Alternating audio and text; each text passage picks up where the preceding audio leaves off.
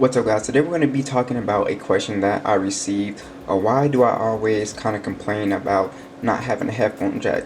Now, I don't think I complain about too much on this channel, but apparently I guess I'm doing it without really noticing. So this is the iPhone 7. I believe this is the first iPhone where they actually got rid of the headphone jack. And I want to talk about why I think the headphone jack is still premature and some of the other trends that Apple sets that I really don't like, and then everybody seems to follow. So one of the first things I know is that I'm not the only reviewer that does care. I know I watch a lot of Fawcett Carter's videos, and he always talks about the headphone jack missing. So it is important for people who love audio. I always talk about that. I love listening to music on my phone. So, you know, how I know it's premature is that the S10 came out this year. The S10 still has a headphone jack.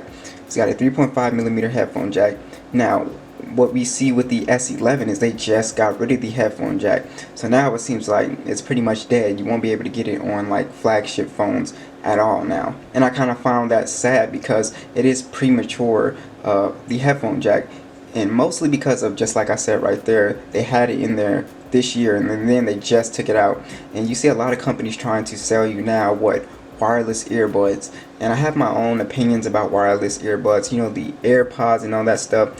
Is it the future? Of course, but I think it's still premature, you know, to take the headphone jack out, mostly because for serious audio users, just like say on the OnePlus 7 Pro, I have a USB-C to 3.5mm jack, and it's just annoying because when I have headphones that I want to plug in, I won't be able to plug them in, and I have to leave it in the car. I usually just leave it in the car to plug into my car, and then I forget, and then when I'm looking for it, it's not in the house, and I have to go down to the car, just use my headphones instead of them just putting one on here. And the weird thing about OnePlus is that they don't even really advertise heavy their wireless earbuds. So what was the point of them taking it out? So let me give you an example of what I think was a good move to get rid of something. So you remember when Apple got rid of the DVD drive in the MacBook Air? A lot of people said it was stupid, and it found out that a lot of consumers did not care. And you know why? Because DVDs were fading out, and a lot of us were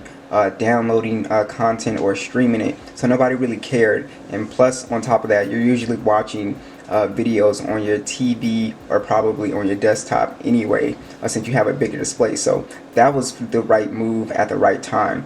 The headphone jack, I still don't think is the right move. Now, if you guys remember the iPhone X, they set the trend for the notch, and I think the only smartphone manufacturer that didn't really follow suit was Samsung.